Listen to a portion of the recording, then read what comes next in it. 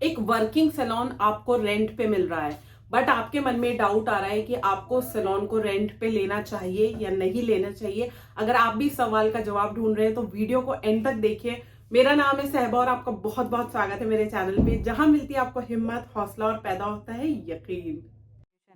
बस हमें थोड़ी सी हिम्मत दिखानी है। अपने आप को खुश करिए और अपनी डेली लाइफ रूटीन में आपको निकालिए।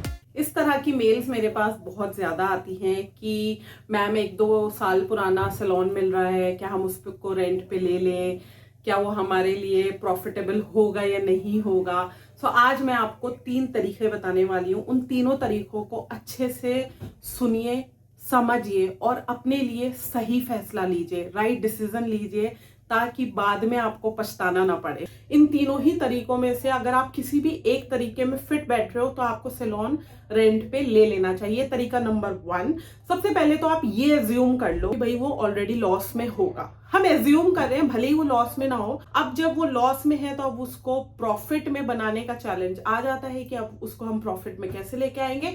और इस चैलेंज को ओवरकम करने के लिए आपको एक काम करना पड़ेगा, और वो ये है कि आपको उस सैलून में 1 या 2 दिन जाके बैठना पड़ेगा। उस सैलून की एक दिन की सेल आपको जाननी पड़ेगी, और वो सेल पे आप तभी भरोसा कर सकते हो जब आप वहां बैठो और खुद देखो कि कितना फुटफॉल है, कितने कस्टमर्स पर डे आते हैं, कितनी सर्विसेज लेते हैं और क्या सेल होती है। तो एक दिन दो सैलून को ये बहुत जरूरी है, अदरवाइज आप अपना पैसा गवा दोगे। तो जब आप वहां एक दिन बैठोगे तो आपको पता चल जाएगा भाई कितना कस्टमर का फुटफॉल है, कितने लोग आते हैं एक दिन में।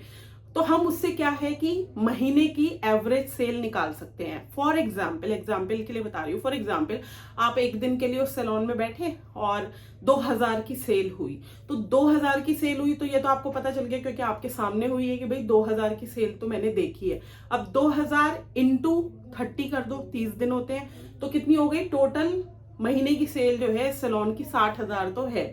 कम ज्यादा हो सकती है, इसीलिए हम एवरेज वर्ड यूज कर रहे हैं, ठीक है। 60,000 है तो आपने 60,000 सेल्स लिख ली। अब एक तरफ आप एज्यूम करके माइंड में अपने मन में सोच के खर्चे भी लिख लो कि भाई महीने के ये खर्चे भी होने वाले हैं।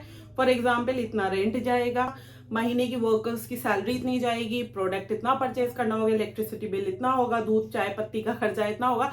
जो भी खर्चे आपके माइंड में आ रहे हैं एक सैलून में जो होते हैं, तो वो खर्चे आप एज्यूम करके लिख लीजिए। अब इन दोनों चीजों को कंपेयर करिए कि सेल्स ज्यादा है या एक्सपेंसेस ज्यादा है। अगर सेल्स ज्यादा है तो क्लियर हो जाता है कि वो प्रॉफिटेबल है, फायदे का सौदा है, आपको तुरंत रेंट पे ले लेना चाहिए। अगर एक्सपेंसेस ज्यादा आ रहे हैं और सेल काफी लो आ रही है, चैलेंज आपके लिए आ जाएगा कि उसको प्रॉफिट में किस तरह से लेके आना है। तो अभी घबराने की जरूरत नहीं है।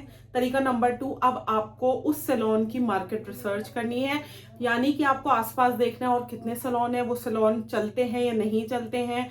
दूसरा, वहां पे कितने लोग रहते हैं, कितने लोग सैलून सर्विसेज को अवेल करते हैं। आगे जाके ऐसा कोई चांसेस है जिससे कि सैलून जो है वो प्रॉफिट में आ जाए। अगर आपको कोई भी ऐसा पॉइंट मिलता है जिससे कि आपका सैलून जो है मतलब प्रॉफिट में आ सकता है, आप किसी भी तरह से कस्टमर्स को अपने सैलून तक खींच के ला सकते हो, इस तरह की गट फीलिंग आपको आ रही है, ऐसी इंस्टिंक्ट, ऐसी इनर वॉइस आपको कह रही है, अंदर की आवाज आ रही है कि हाँ वो प्रॉफिट में आ जाएगा, तो भी आपको वो सैलून रेंट पे ले लेना चाहिए। अपनी गट फीलिंग के साथ जाना चाहिए। नंबर 3, अगर आपको ऐसा फील होता है कि आप ऑलरेडी एक्सपीरियंस्ड हो सैलून इंडस्ट्री में, आपने सैलून चला रखा है, तो आपके पास एक्सपीरियंस है, आपके पास कोई ऐसी स्ट्रॉन्ग मार्केटिंग स्ट्रैटेजी है जिस पे आपको पूरा पूरा कॉन्फिडेंस है कि आप उस सैलून को प्रॉफिट में ले आओगे, तो भी आपको सैलून को ले लेना चाहिए। तो कहने का मतलब ये, इन तीनों में से किसी भी कैटेगरी में अगर आप फॉल कर रहे हो तो आप सैलून ले सकते हो। लेकिन अगर आपको इन तीनों ही कैटेगरी में आप कहीं फॉल नहीं कर रहे हो, ना ही आपके पास एक्सपीरियंस है, पेपर्स पे वो लॉस में आ रहा है,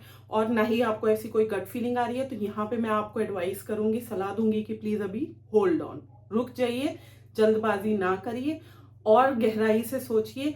जब तक आपके पास उस सैलून का ऐसा कोई पॉइंट ना हो, ऐसा कोई स्ट्रॉन्ग पॉइंट ना हो जो आपको ये विश्वास दिलाता हो, आपके अंदर एक कॉन्फिडेंस लाता हो कि हाँ आप उस सैलून को प्रॉफिट में ले आओगे, तभी उस सैलून को लेना है, अदरवाइज नहीं लेना। अगर वीडियो अच्छा लगा तो जल्दी से करिए लाइक, शेयर और सब्सक्राइब और दबाइए नोटिफिकेशन बेल, ताकि इसी तरह के वीडियो आपको सबसे पहले नोटिफाई हो किसी भी डाउट के लिए, किसी भी क्वेश्चन के लिए आप मुझे मेल कर सकते हैं। मेरा मेल एड्रेस है magicalsaiba@gmail.com। आप मुझे इंस्टाग्राम और फेसबुक पे भी फॉलो कर सकते हैं, उसका एड्रेस है magical_saiba। बाकी नेक्स्ट वीडियो मिलूंगी एक नई टॉपिक के साथ। Till then stay safe, stay magical and stay blessed. Bye.